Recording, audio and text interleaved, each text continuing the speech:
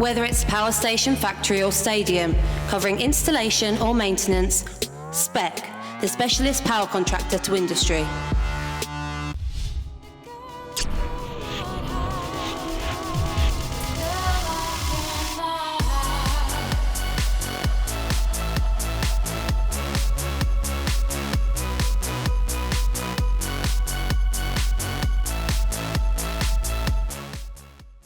Welcome to Rugby M. We're outside the Keith Moat Stadium in Doncaster for the massive Ladbrokes Challenge Cup semi-final between OFC and the Leeds Rhinos. OFC fans, OFC fans everywhere, Wagger. You're going for a whole win today. I'm going for the Old Faithful win. I think it's going to be close, but I reckon they can do it, Simo. Mate, they haven't won in 4 years. 4 years. There's no win against Leeds. Even when Leeds were getting pumped by everyone last year, they still couldn't beat Leeds. What's gonna be the difference today, Wagger, in your opinion? In my opinion, Gaz Ellis, I think a massive impact, massive boost.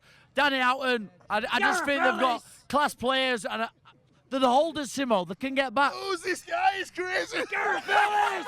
Gareth Ellis is #1 fan. Well, in today's show, it's action-packed. We've got Danny Houghton's Challenge Cup memories from last year, a special from the 1999 Rhinos, Tackle 52. Rhinos 1999 with Adrian Morley, Barry McDermott, Leroy Rivet, and of course the captain, Iestyn Harris. But first, we met Bill Harrigan, the NRL referee, and we've got his 1 to 13. Let's go over and meet Bill Harrigan.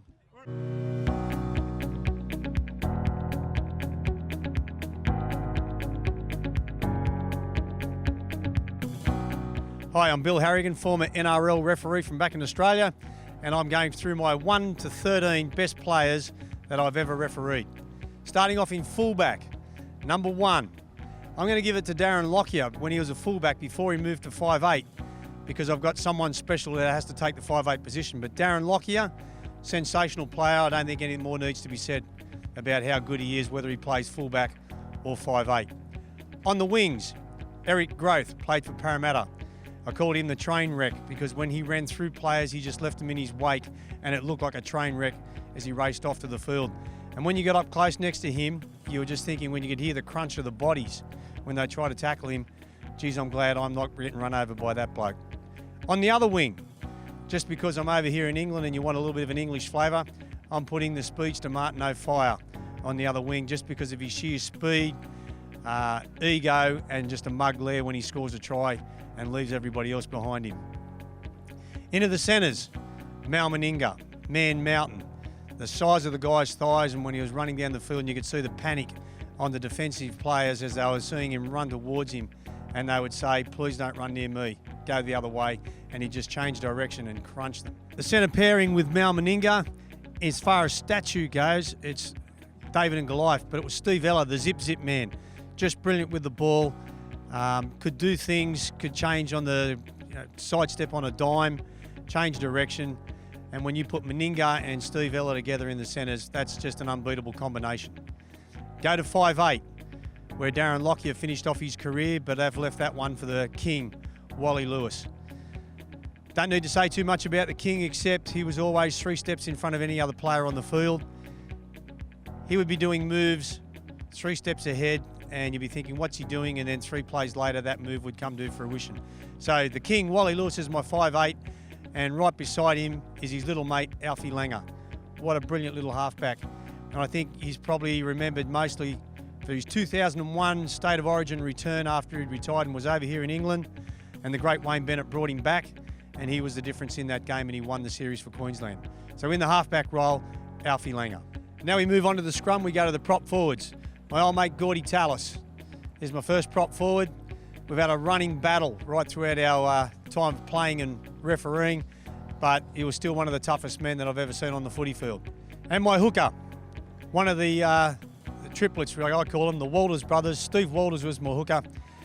You had some great hookers back then. You had some tough hookers like Benny Elias and Mario Fennick and other guys that would whack into each other. But for me, it was Steve Walters as my hooker. Again, because I'm over here in England, I'm going to stick with a bit of an English flavour and give the other prop forward to Lee Crooks. When I refereed him, I could never understand a word he said because it was always, but tough man, and I got on well with him on the footy field. Matter of fact, he was playing in my very first game way back in 1986 when he was the captain of the Western Suburbs Magpies. Good on you, Lee. Second rowers, can't go past the old Steve Menzies as one of them. And in the second one would be Dave Gillespie. Two hard men, hard hitting, and two blokes that you want backing you up.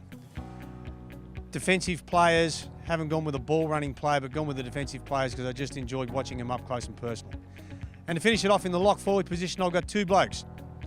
Ellery Hanley, the Black Pearl, was brilliant. Refereed him here when he was playing with Leeds. A memorable game, I gave him a penalty try. An 8-point try when they were playing Featherstone way back in 1994. The fans in Featherstone don't really like me too much, so I don't venture over that way anymore because they were relegated that year and they put it down to that try, that game. I think they got beat by the 2 points. And the other guy is Bradley Clyde. Probably well known over here from 1994 of actually getting bashed by Sean Edwards in the test match, but Bradley Clyde, another great player.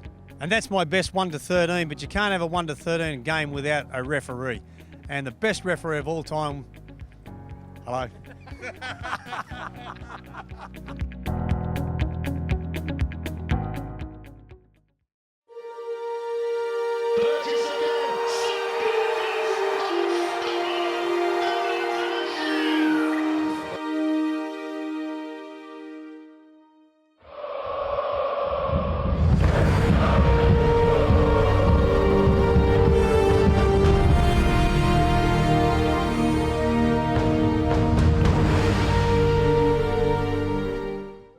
It's great to hear from Bill Harrigan there on his 1 to 13.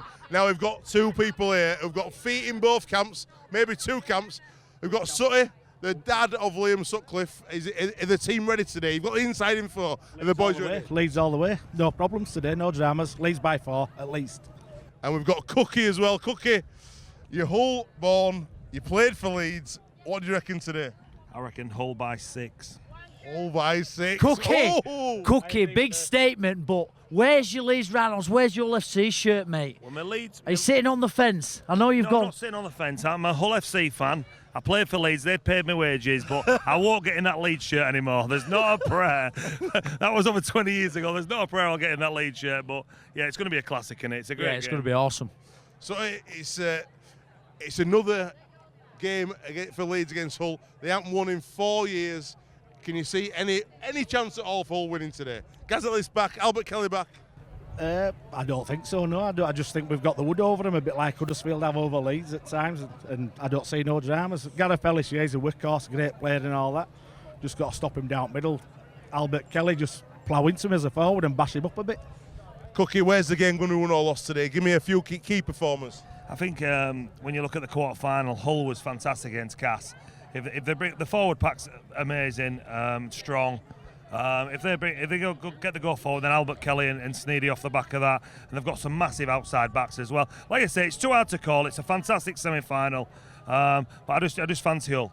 Right, we've seen some guys walking around a very special shirt that Hull have produced. Let's go and catch up one of the fans and find out about a very unique shirt from the Hull FC Club. This is a brand new shirt Mark's modelling for us today, and what the Hull FC Club have done is they've got every single amateur club in Hull on the shirt, and every club gets a kickback. And you said you couldn't resist it, Mark. No, it was one of the best shirts I've seen for a while, and it reminds me of a 1991 shirt that I bought, like the away shirt. And every single club, amateur club, gets a kickback on the shirt, so you're actually giving back to the local amateur game in Hull as well. Yeah, exactly. Yeah, they get a bit of a kickback. I've got logos all on it, so they've all got a little bit of, part of the shirt, so it's good fun in that respect. We've got two big trips coming up with Rugby AM to the Club Wembley trip, sitting in the posh seats swagger, and legends will be going on the buses, and you're taking the Cass coach. Are you ready? I am ready. It's going to be loose. Can you be trusted? I can be trusted. I was going to take my dad, but I'm going to take my brother. Another trip to talk about is the Hull trip to Australia, and you've already booked on Wigan versus Hull next year. I booked it same day. As soon as it was official, I booked my flights. I've got family over there, so I'm going for 3 weeks. But yeah, I booked it same day, and that's it. I've got it sorted now. Mate, what's the thinking though? Because I could understand if it's an expansion thing, going to Canada, or going to America, but to go to Australia, but it's a great opportunity for yourself to get over. Exactly, and it's once in a lifetime. Who knows if it will happen again? It might never happen again. So I'm going to do it, and it'd be a laugh. It'd be great. I can wear my new shirts, all the rest of it. I love it. It'd be ace. Do you think many Hull fans will buy into it and see the vision and follow you on that trip to Australia? Yeah, I think there'll be a few thousand go, to be fair. I've spoke to a few people, and I think there'll be a few of us going, yeah. Well, it's Wagger, will you be making that journey? Because who do you spot most, Cass or Hull? Because it's a tough one for you. It is a tough one. I played for 5 Super League clubs, Simo. Because I'm from Cass, I made my debut at Cass Tigers. I'm a Cass lad at heart. But the Old FC fans, the Old Faithful, always give me a good reception. So plenty of love for the Old Faithful as well. Do you think, honestly, you're going to see, by the end of today, a trip back to Wembley? Talk to me, head, not heart. It's going to be close. It's going to be close. I think if we put the same form as we put against Cass, we've got a really good chance. Keep it locked here, Rugby AM, in part 2, Danny Houghton's Challenge Cup memories.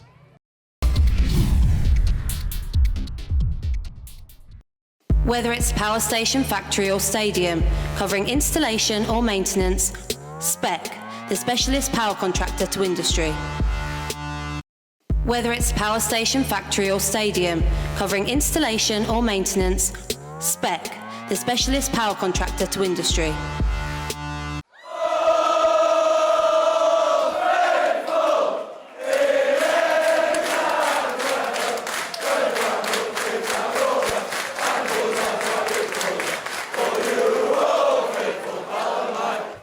The morning of the cup final, I'm not too sure where we stayed, but I remember waking up. I roomed with Mark Minicello, and he was doing his morning routines of stretching and eating his bread and what he does. But I remember going for a walk round the park where we stayed, and it was actually with Mark. We went as a team, but on this day we managed to be on our own, and we were just having a little wander around and talking about winning it really, and what it'd be like to win it. And going back to previous years when I played there in 2013, we went there really as a bit of the unknown.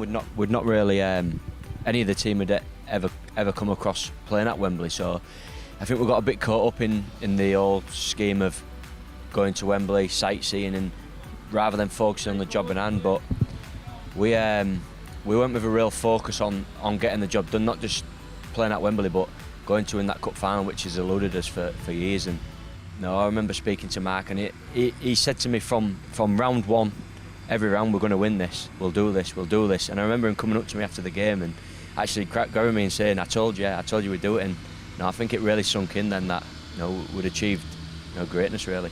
Radders wanted it to be taken as another game, although it was the biggest game of our careers, and I think he did a real good job in previous we've had families and talking on screen, and some of the senior boys talking about how important it is to perform on that day, but we kept it real low key and made sure that everyone was relaxed and went into the game as relaxed as possible you could going into the biggest game of your career. But on the bus journey it was the same going down. It was a bit of banter like always, bit of music on like we always do. Like I keep saying, we tried keeping it as ritual as every game, and it was no difference on the way, although when we got to the stadium we had a dog bark, which wasn't great because I think it was a drug dog, but I'm hoping there weren't no drugs on the bus, but they give us a bark, and I think a few of the boys looked around, but it was all good. And when we got into the dressing rooms as well, it was the same as it always is. As I keep saying, we had a bit of music on,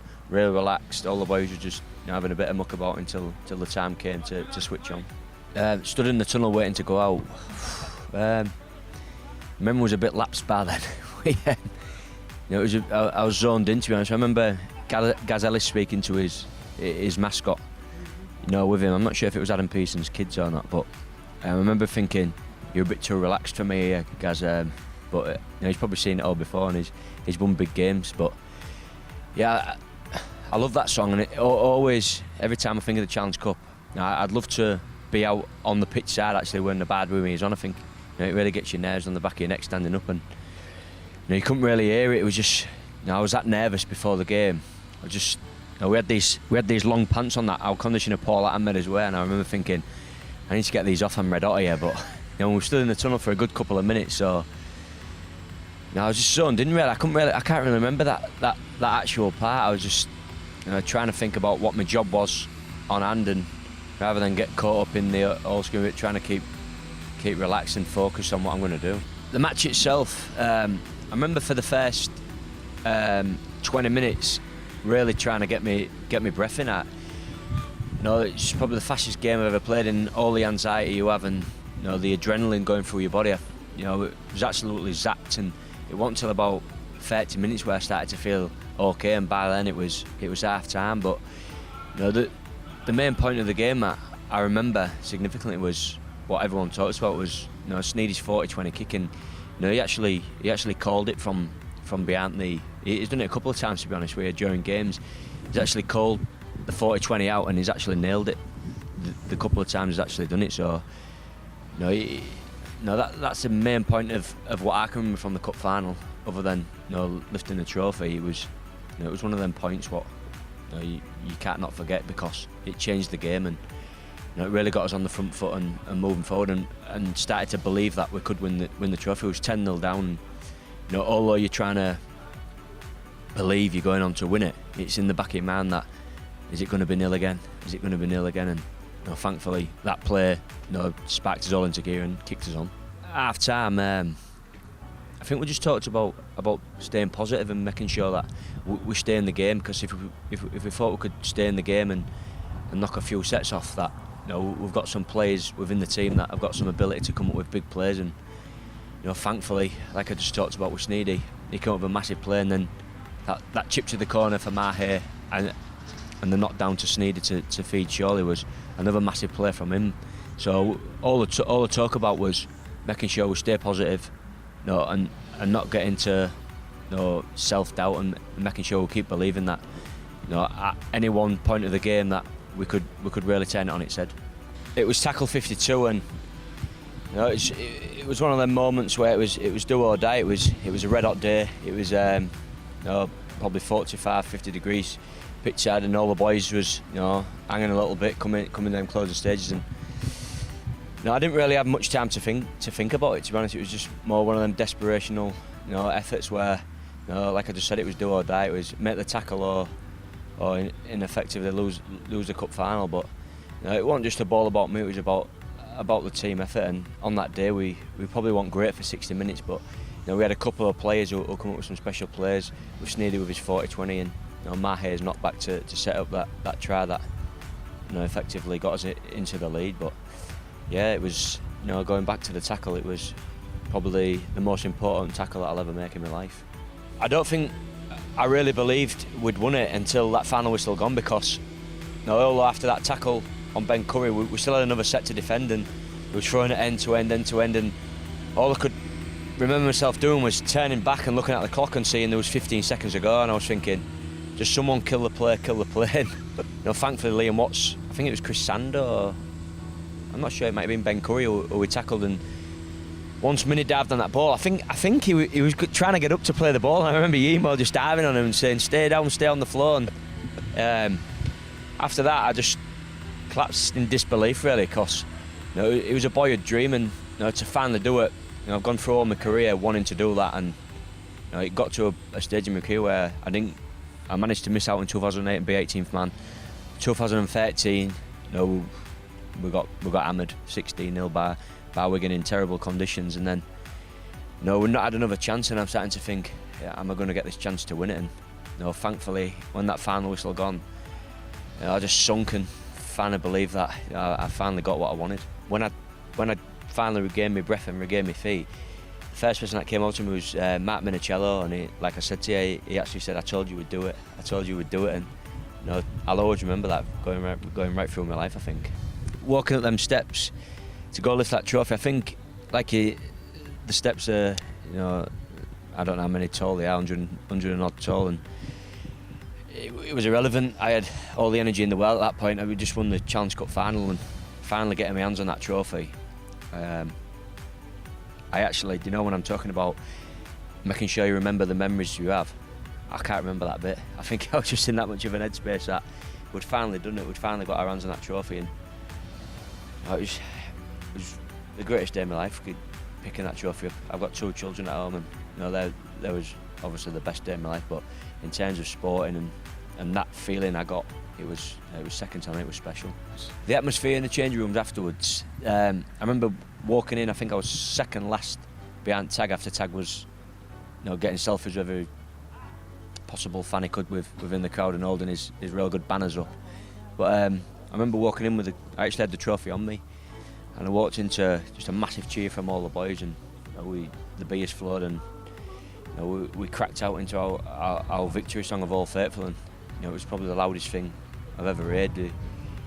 The feeling of glory and that song going off, all the boys celebrating and getting them beers over our head. But the one thing I remember from the dressing rooms as a whole was, it's nothing really to thingy, but I remember asking if all the old boys that would played on that day, including staff, could get in a group photo, and we all got in the group photo. And I remember Gaz, who was obviously not from Hull, jumping into the photo, and Jamie Shaw basically telling him like what you're doing in a photo, and pouring beer all over his head. And I think we've got a shot of it somewhere of him getting the beer poured in his head. It's a memory that that sticks with me that all the time. I know it's not a great story, but it's a memory that'll always stick with me. That we had the parade round Hull with all the Hull fans, and I think 25,000 turned out at the City Hall, and that was special. That was Hull coming together and celebrating what they'd been waiting for life, really. And I can't really remember after that. That was a blaring night. It was all rough anyway from the night before. And when we got on the bus to do the parade, I remember a few boys just sitting there and thinking, I don't really want to be on this bus. My head's a bit of a mess. My head's a shed, and the sooner I can get off the better. But once we got round to the City Hall and the reception, I think the boys kicked into gear a little bit then, and started to lap up what we'd just done and take it all in again.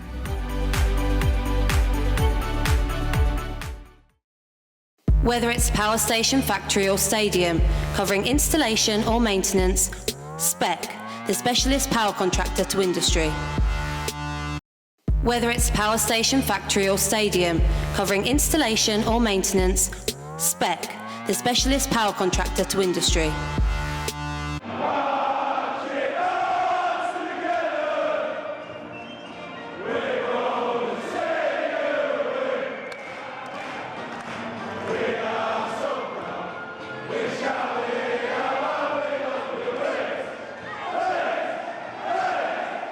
We'd done the hard work getting there. We'd had to beat St Helens, Wigan and Bradford, who, at the time, Bradford were one of the top sides. So, really tough job to get there and to play at the old Wembley, in the last ever final there was fantastic. Personally, I had a dream the night before that I'd scored a hat-trick and Leeds won the cup. So that's certainly something that sticks with me. And also remember, I think individually we'd all had post-it notes or a little message posted through the door. The message was posted through the night, so obviously in the morning when we woke up, everyone had a little letter and envelope, so you opened it and it was a message. Don't ask me to recite or recall what the content of that message was, but it generally was around words of inspiration and enjoy the game. The night before the game we had a walk around the hotel and team meeting, and it was just exceptionally done logistically by David Howes. I think it tells you when somebody's had that experience that they get it spot on. The bus journey on the way to the ground, from what I remember, it was a hot day, so there's a bit of a carnival atmosphere driving through the streets of London. And what I remember turning up to the game, just how busy it was. But I just remember getting there and obviously just met with a sea of Rhinos fans as the bus pulled up to the stadium. Getting to the ground, there was a load of blue and amber flags, blue and amber jerseys, huge amount of Leeds support. When they talk about being revved up, I was revved up 9 out of 10 from the minute I got on the coach. I think that's where my memory bank goes right back to, thinking to myself, we've had an amazing journey so far. You get on the bus, it's pretty quiet, and I think it was about a 20-25 minute bus journey to the stadium, and I was driving up there and it pulls outside the stadium, and there's all of a sudden thousands and thousands of Leeds Rhinos fans just outside the stadium, and it just hit you at that point that while we're at Wembley, we're in a Challenge Cup final. Going up Wembley Way, seeing all the fans either side, and you pulled up right into the stadium, and the fans greeted you as you got off the coach into the stadium, and I'm pretty sure we turned left on that day because we got the home changing rooms. The noise coming out of the tunnel was nothing I'd experienced before at that point. It was fantastic. There was I think there was 75,000 people there, all all screaming, and Abide With Me is quite an emotional hymn anyway. So the hairs on my neck was stood up. Silence, then it gets a bit louder, and then it's and you can't hear anything as such, but you just know, you just feel it. My greatest memory of the experience was the actual tunnelway and walking out onto the pitch. And whilst you can hear the noise, you can feel the atmosphere, you can't really see anything. You just see the end of the tunnel, the hole. And as you're walking down opposite your opponents, it just opens up and erupts, and it gets bigger and bigger. And those words of the late Graham Murray, just remind us to keep focused, just goes out the window. We had some guys that were in the 30s and early 30s and getting towards mid-30s that had not won a trophy through the career for all their experience they had, and your sort of hair stands on end, and it's difficult to sort of remember it as it was, because you're trying to concentrate on the actions of the game rather than the emotion of what's happening around you. But looking back, it was pretty intense. So the game itself, the weather was a factor. It was a very hot day, and London started very well. They actually went into a 10-0 lead, and we was looking at each other thinking, well, this wasn't in the script, wasn't in the programme. Martin Offiah, quality player that he was, one of the best players I played with or against, if not the best, did what he always did, scored a try from nothing. We're behind the sticks, and I think it was the second row, Robbie Simpson scored again, and we're all looking around thinking, well, I'm not sure I saw this in the brochure. I'm sure we're supposed to win this. For 60 minutes, it was a real arm wrestle, but I think that's how we'd played all year. I think the last 20 minutes we seemed to come on really strong with our fitness and grinding teams down. And the final, from what I recall, wasn't any different. I think London really took it to us in the first 40 minutes. In the first 50, 60 minutes, we're well in the game. The game was in the balance. London had a good start. We got back into the game just before half time, and I think it was Andy Hayne who made a break through the middle of the field, and we scored off the next play. We shifted the ball to the right, and I think Leroy Rivett scored one of his 4 tries, and that was the time when I actually thought, this is it, we've got this in the bag. 15 minutes to go. I think we was about 25 points clear, and I thought, there's no way these boys are going to come back. We've got this in the bag, and that's when I relaxed and really enjoyed the finish to the game. Leroy Rivett's 4 tries were just a gift, really, because apart from the first 2, I think the second 2 were on the pitch 80 metres behind him thinking, go on lad, you've got it, you just fill your boots, enjoy yourself. And they were great breakaway tries that I'm sure Leroy will treasure and value for the rest of his life. At the 3rd try, I think we was camped, probably my favourite try for the hat-trick. I think we're just starting to the game was starting to open up. We're just starting to run away with it.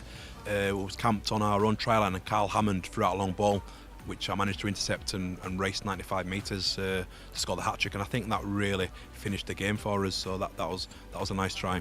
Winning the Lance Todd Trophy, it's an honour. There's an elite list of professionals that have got their names on that trophy, and there's a lot of elite professionals that don't even get to play at Wembley, let alone get their hands on the trophy.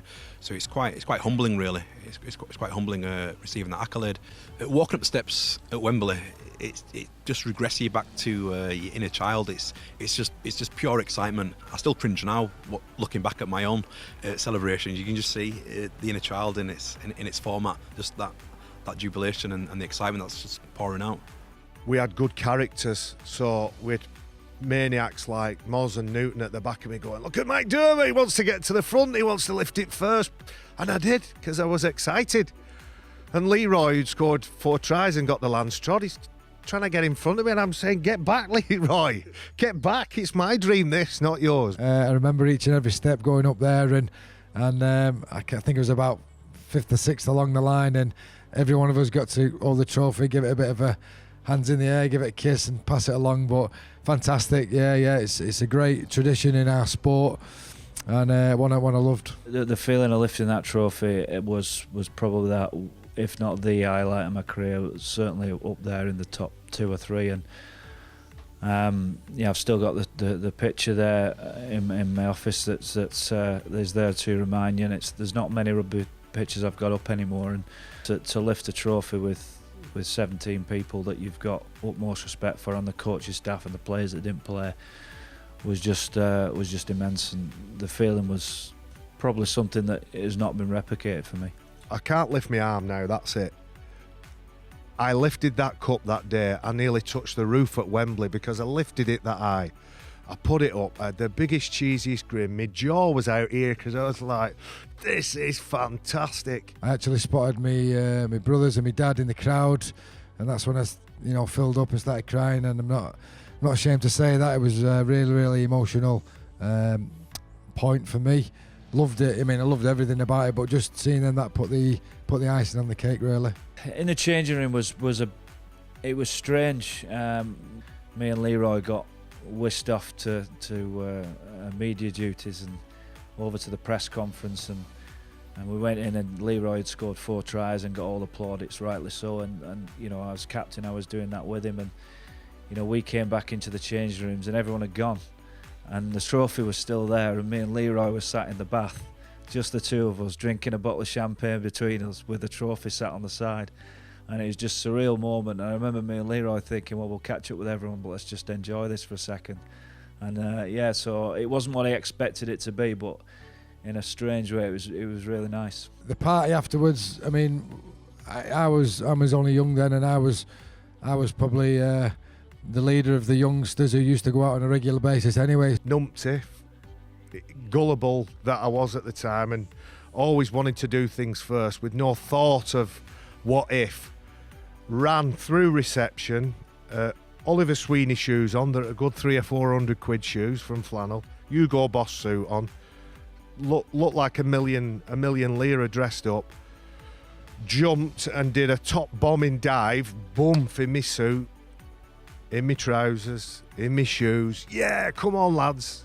I lasted till about 5. And then just before I went to bed, though, we got these Hugo Boss suits for the final. I remember Terry Newton jumping in the pool with this wonderful Hugo Boss suit on, coming out the pool, and it was ruined. So that cheered me up. Newton, I think, was a bit reluctant, but he jumped in, looked over the edge. Moz pushed him, laughed as hard as I've ever seen him laugh, and then ran off. So we like that, come on Moz, jump in. He went like that and just turned around and walked off. I look back on it, it's my favourite game, favourite tournament, favourite campaign, favourite semi-final against Bradford in the awesome foursome, having lost a couple of semis against them. Favourite gang of lads, and obviously it meant something to us, and it meant something to the people of Leeds when we brought the trophy back.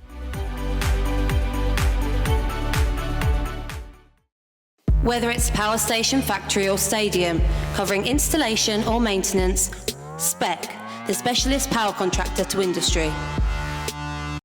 Whether it's power station, factory or stadium, covering installation or maintenance, Spec, the specialist power contractor to industry.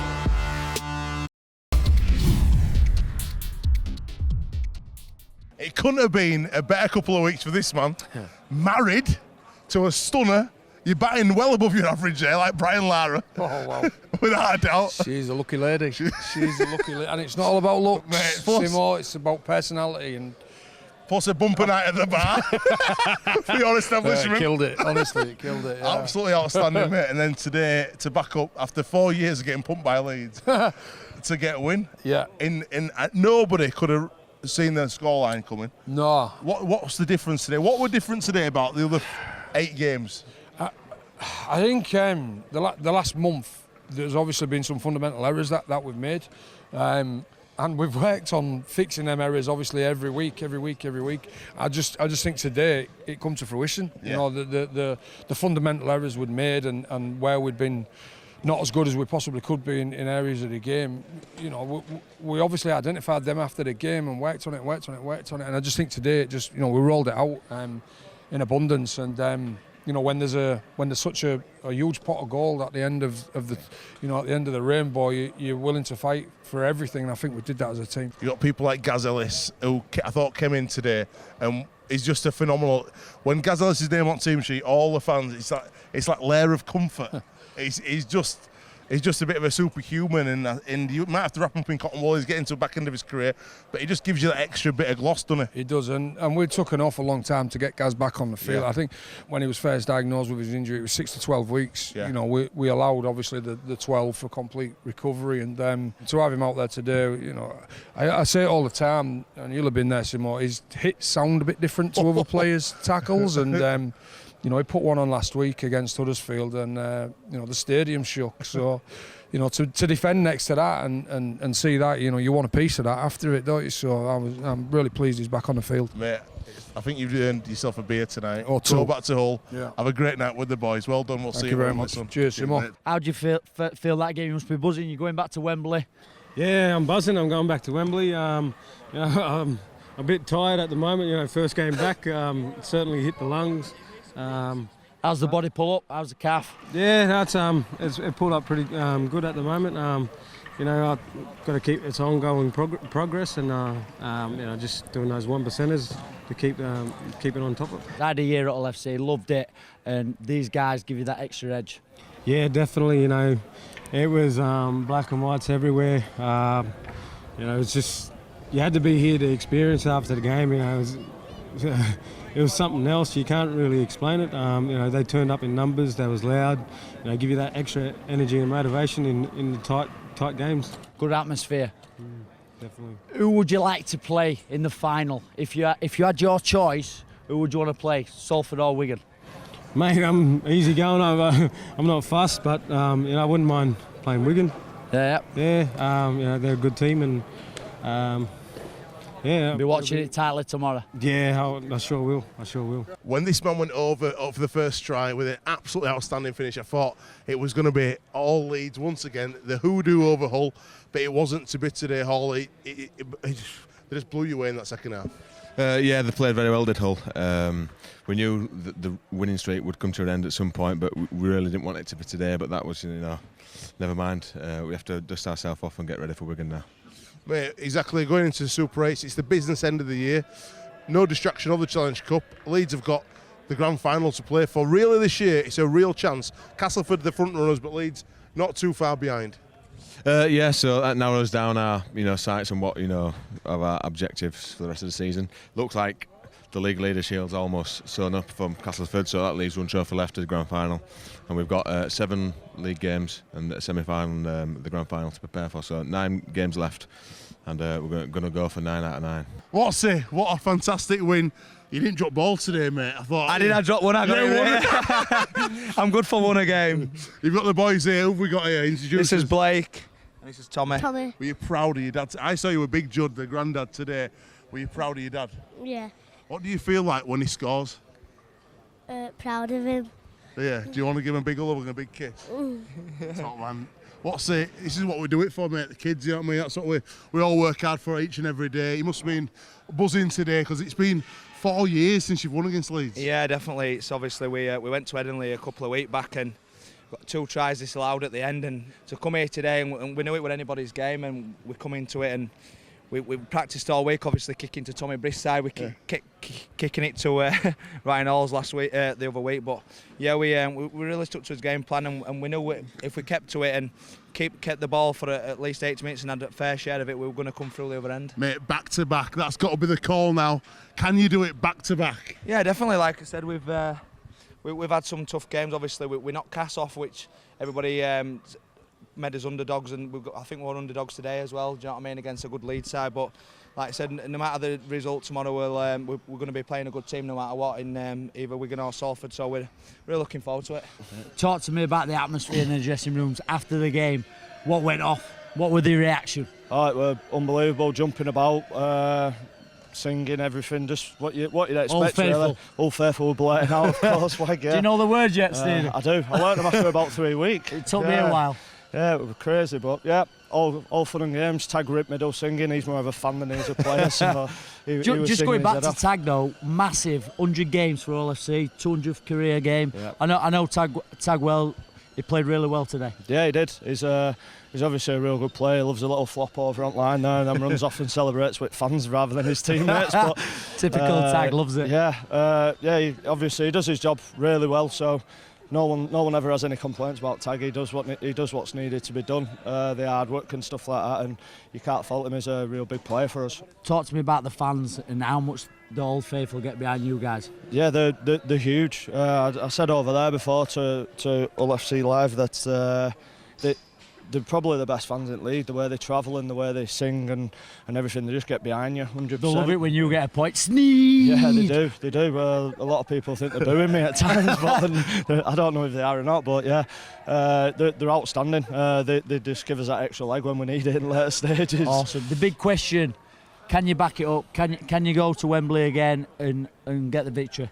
Yeah, I don't see why not. I think we've proved that big games, when we come into big games, everyone seems to be able to stand up and play well. Obviously, we've got 3 or 4 games before Wembley, so we'll just be looking to build a bit of momentum on the back of this week, and we'll kick on into Wembley and see what happens. Yeah, all the best. Cheers, Steve. Great game. Cheers, mate. Thank you. Let's go to work. Let's go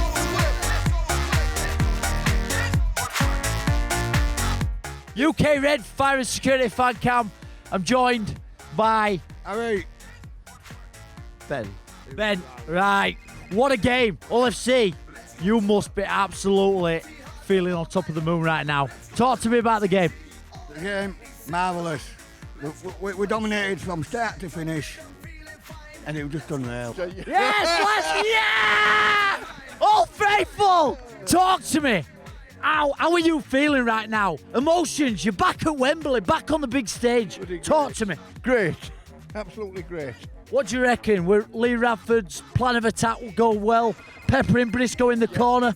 Our forward to 2 strong for a month. Hey, the boy!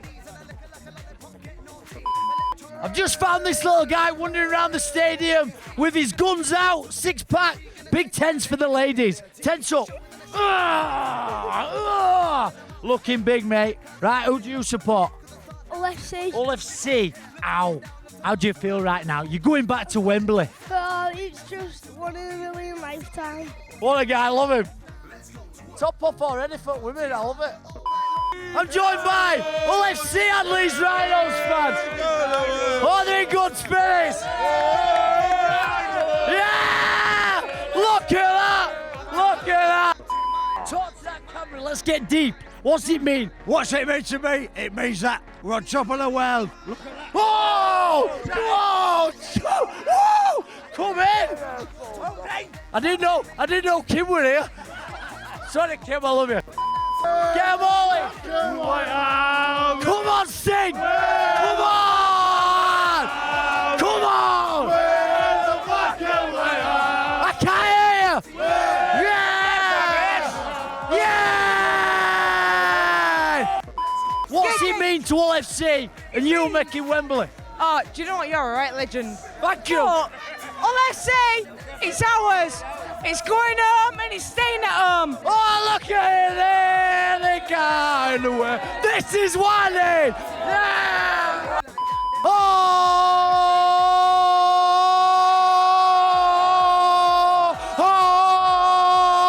Faithful. We're on the race together. Joined by Hull FC family. They're all going to Wembley. These guys are going absolutely crazy, and I love it. Yeah!